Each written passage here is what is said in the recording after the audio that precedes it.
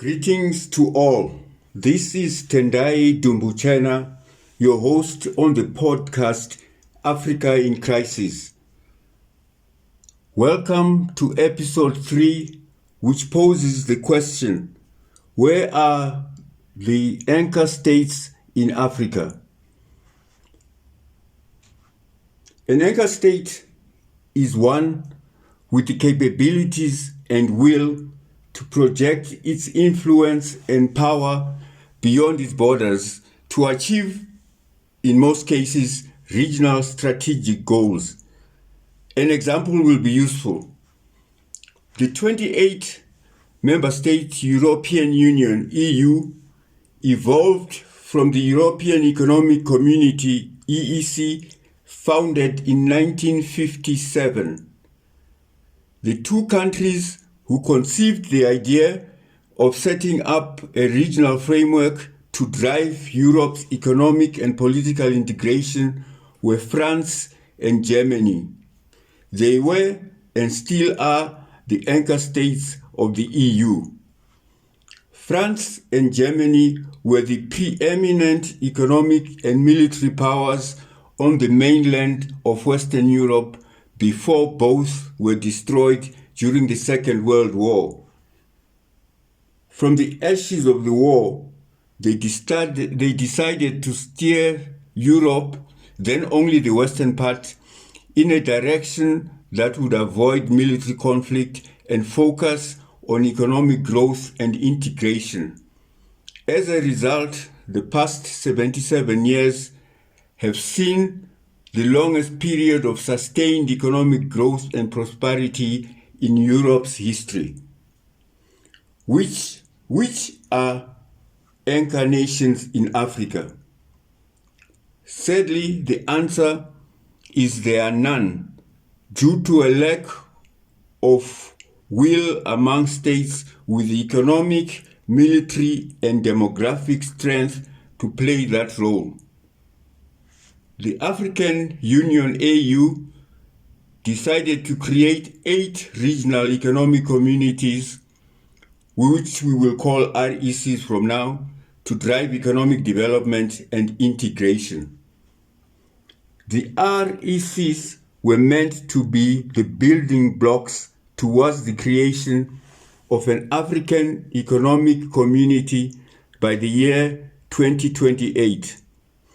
The performance of these RECs varies, with the East African Community, the Southern African Development Community SADC, the Economic Community of West African States ECOWAS, and the Common Market for Eastern and Southern Africa COMESA being the most active.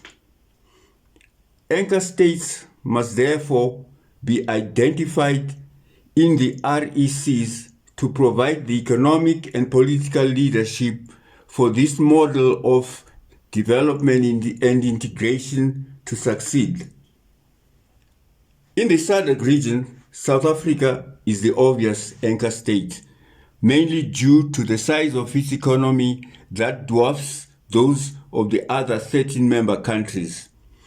It also has the second highest population in the region after the Democratic Republic of Congo. The leadership of South Africa must have the confidence and willingness to shoulder this responsibility.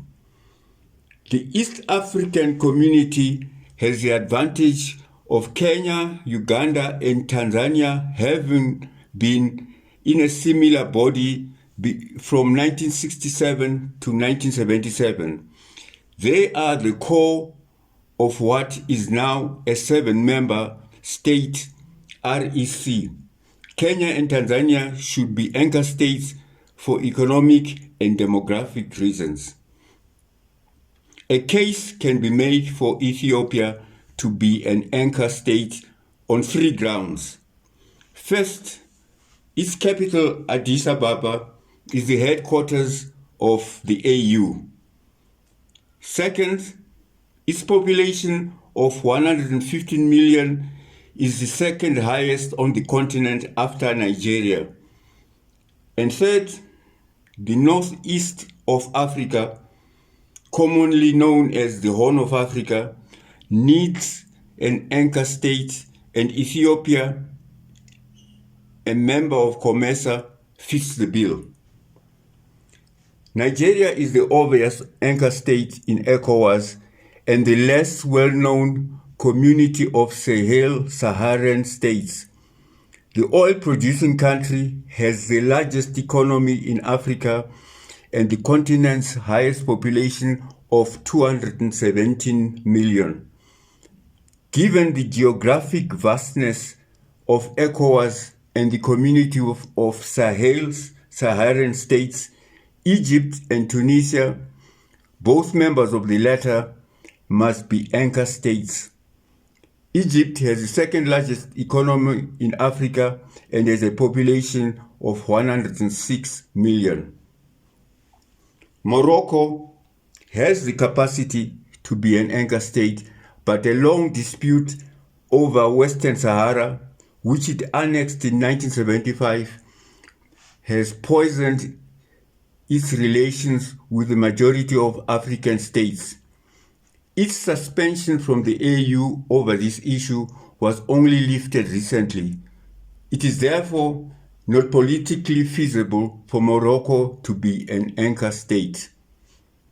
It is important to have anchor states from Lusophone and Francophone countries to leverage relationships with the Portuguese and French-speaking worlds outside Africa.